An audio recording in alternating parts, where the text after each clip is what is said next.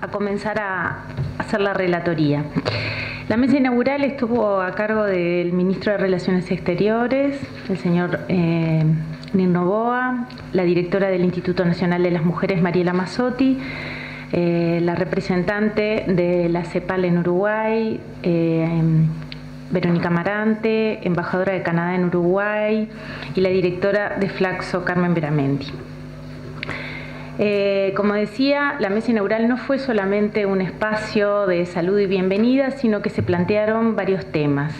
En principio, los desafíos que hoy tenemos frente al tema de género y comercio, el reconocimiento de que vivimos en una cultura que impide a las mujeres participar en condiciones de igualdad en el comercio y cómo hacer para revertir estas cuestiones.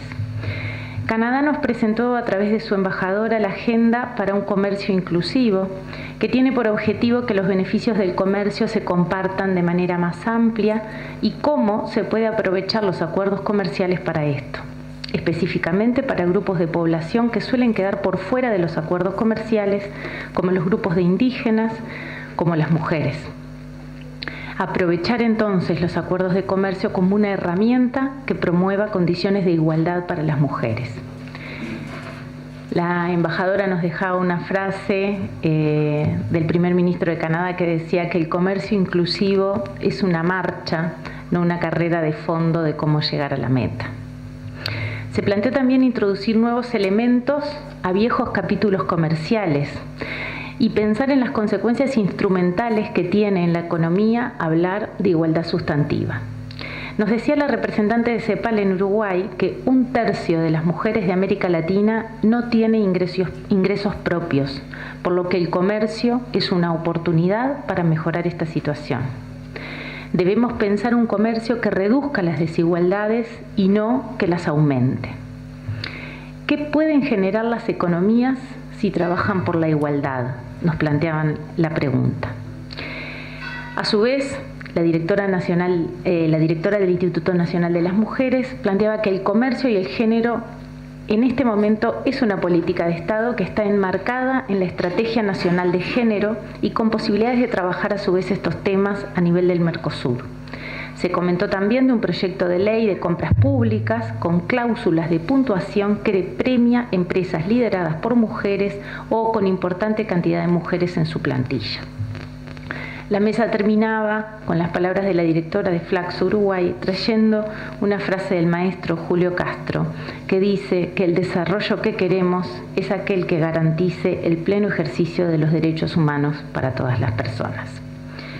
La mesa 1, sobre políticas y prácticas hacia un comercio internacional más igualitario, estuvo integrada por la ministra de Industria, Energía y Minería, Carolina Cose, por Nicole Videgain de la División de Asuntos de Género de la CEPAL, por Soledad Salvador del CIEDUR, y nos planteaban como primer punto que en esta era del comercio digital se debía plantear necesariamente los cambios que están ocurriendo en el comercio y por tanto que los esquemas de comercio deben modificarse. Las dificultades de medir el comercio digital con las características que se dan hoy y saber qué cantidad de mujeres se involucra es un desafío. La ministra planteaba, ¿queremos ser el país del conocimiento o el país de la carne? Se decía también que el desarrollo productivo es muy complejo y las oportunidades de revisar pequeñas ventanas con niveles importantes de conocimiento pueden generar oportunidades para mejorar el empleo en Uruguay y especialmente el empleo para las mujeres. En los últimos años se decía en esta mesa que se observa un techo en la incorporación de mujeres en el mercado de trabajo y en la actividad productiva en toda América Latina. Por tanto, pensar en la dirección del género y comercio abre posibilidades de mejora. Se planteó también la ineficiencia de la desigualdad, decía Nicole Videgain. Si tenemos que hay más mujeres formadas con más alto nivel académico y educativo, pero persisten las brechas en términos de empleo y de trabajo, esto es un problema para los países y sus economías. Las mujeres a su vez están sobrerepresentadas en aquellos sectores productivos más rezagados. Soledad Salvador nos presentaba un estudio que constataba que en 15 años no han variado significativamente las brechas a nivel macroeconómico entre hombres y mujeres. Varían los números, varían algunas redes de comercio, pero las desigualdades persisten. La importancia de analizar el impacto, decía Soledad, el impacto diferenciado del comercio internacional en hombres y mujeres en cuanto a la cantidad y calidad del empleo, a las brechas salariales y al impacto en los recursos disponibles. A esto también se agregaba el impacto diferenciado en las mujeres en cuanto a consumidoras, por ejemplo, en el precio de la canasta de alimentos, en el precio de los medicamentos, en tanto en su rol de gestoras de las familias. La constatación de que el aumento del comercio no ha reducido las brechas entre hombres y mujeres, que siguen por detrás las desigualdades, demuestra que es un sistema complejo de la sociedad en la que vivimos. La mesa finalizaba apuntando a que la estrategia de Montevideo de 2016 nos dejó pistas y avances en términos de género y comercio. Esas pistas y avances tenían que ver con, por un lado, los mecanismos de compensación, las políticas complementarias que crean situaciones para institucionalizar prácticas de género y comercio, el diálogo necesario de las políticas de género y las políticas de comercio supone una mejora en la política institucional y la necesaria integración de la sociedad civil, los sindicatos, las redes de mujeres empresarias y trabajadoras en estos temas. La mesa 2, que finalizaba la mañana del día de ayer, estuvo integrada por el señor subsecretario de Economía y Finanza, Pablo Ferreri, por la señora Magdalena Furtado, oficial nacional de ONU Mujeres en Uruguay, la gerenta de Uruguay 21, Mariana Ferreira, y Alicia Forman, de CEPAL. El subsecretario de Economía comenzaba diciendo que la desigualdad desde la dimensión de género deben ser tratados desde la política pública por dos aspectos. Por un lado, desde lo ideológico, porque es un tema de derecho y las mujeres son sujetos de derecho. Por otro, por un aspecto pragmático, ya que cuando se reducen las desigualdades, las economías crecen. Y decía esta frase: estamos ante una situación que lo correcto es lo mismo que lo conveniente. A su vez, afirmaba que las políticas que se pueden poner en marcha para la reducción de las desigualdades tienen que ver desde un sistema nacional de cuidados que permita a las mujeres acceder al mercado de trabajo en condiciones de igualdad, pero también desde una política fiscal. El subsecretario ponía de ejemplo un reciente decreto desde el punto de vista fiscal que genera incentivos para reducir las brechas de género y que promueve inversiones que tengan políticas en empresas que tengan políticas de género a la interna o que contraten, que tengan mano de obra femenina. La oficial de ONU Mujeres nos decía: ¿qué realidad queremos cambiar?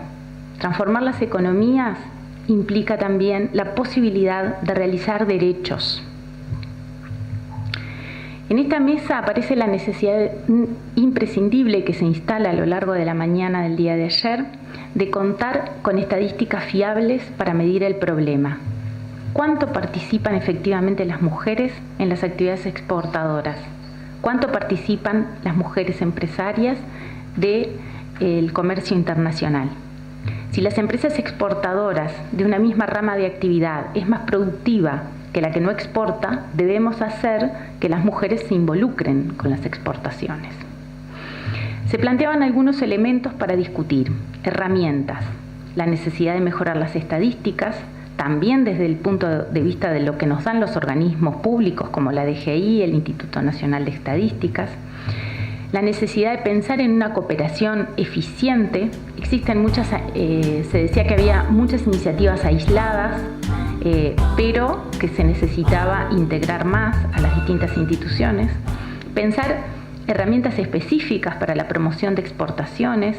Hay experiencias en otros países y también dentro de la región, y por otro momento supuestamente han querido ser género neutrales, pero no lo son. A su vez, otra herramienta que se ha trabajado en otros países es el manual de compras con perspectiva de género. La política fiscal, se decía en esta mesa, se entiende que todavía puede y debe rendir más desde el punto de vista de género.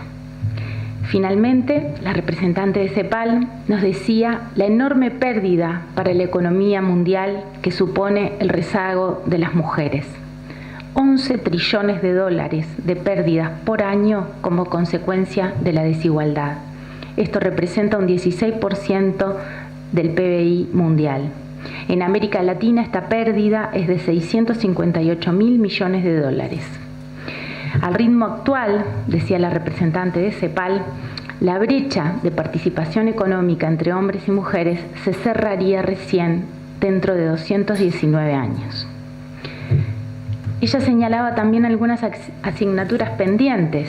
Por un lado, los capítulos de género en los acuerdos comerciales con declaraciones, compromisos y cooperación que están comenzando a suceder pero que todavía falta, la incorporación de la perspectiva de género en las disciplinas duras dentro del comercio, por ejemplo, en el ámbito de las negociaciones, cómo hay temas de acceso al mercado que están pendientes, el construir una oferta de mercado que considere los temas de género es en definitiva una responsabilidad nacional de los países, y por el otro lado las estadísticas económicas que siguen teniendo una deuda importante. ¿Cuántas son las mujeres que exportan?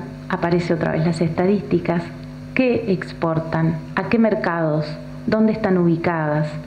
¿Cuál es esa información básica que necesitamos tener para desarrollar políticas públicas con perspectiva de género en el ámbito del comercio? Bien, la última mesa del día de ayer fue la que se dio después de mediodía con el ámbito de la cooperación. El representante de la Embajada de Chile en Uruguay, Patricio Cañalau, María Clara Gutiérrez de ALADI, Andrea Viñolo de AUSI, Federica Gómez del BID, y a su vez tuvimos dos videos de la subdirectora de la OCDE y de UNTA, perdón, Simonetta de UNTA.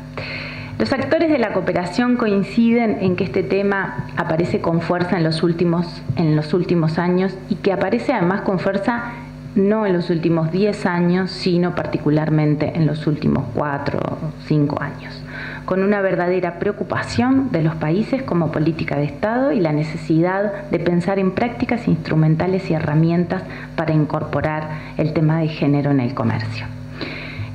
Se decía que había una tradicional invisibilidad de las mujeres en el comercio, parecía que las empresas eran neutras, que no tenían género, pero esto lentamente viene cambiando. ¿Cómo incorporar la perspectiva de género? Se ha empezado a tener en cuenta en algunos tratados bilaterales que se pusieron de ejemplo, como Uruguay-Chile, Canadá con Chile, también lo decía al principio de la mañana de ayer la embajadora, y también en los acuerdos que se están llevando adelante ahora entre Canadá y el Mercosur.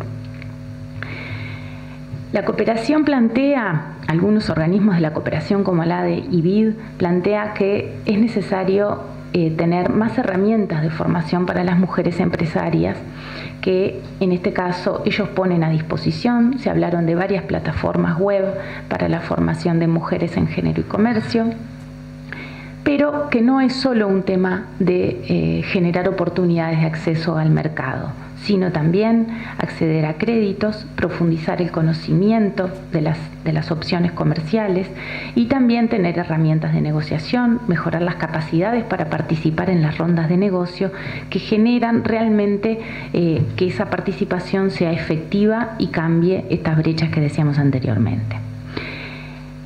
La directora de AUSI decía que la ruta de la cooperación internacional en Uruguay para el 2030 nos exige ser creativos en las formas de pensar nuevas maneras de mejorar estas brechas en términos de género y comercio. Para esto, ella proponía algunas acciones para trabajar en materias de igualdad. Por un lado, tener los marcos apropiados que sean sensibles al género, trabajar en lo micro, pero también en lo macro, pensar en la perspectiva de género en las cadenas de valor y las cadenas que tienen que ver especialmente con el comercio, medidas específicas para las mujeres que se vinculan en los temas de comercio, la capacitación, que lo decían los otros representantes de la cooperación, fortalecer a los negociadores y las negociadoras comerciales para que involucren cláusulas y estándares de género y training especiales para empresarias, así como facilitar el acceso al crédito y la red de negocios entre las propias mujeres. Esto fue un poco lo que tuvimos en el día de ayer, que fue, la verdad que no fue muy fácil resumir porque fue con muchísimo contenido. En la mañana de hoy vamos a presentar la mesa, acá dice mesa 3 en el programa, pero sería la cuarta mesa, que sería aportes de los actores institucionales, empresariales, sindicales y sociales en la integración de la perspectiva de género a las negociaciones comerciales internacionales. Muchas gracias.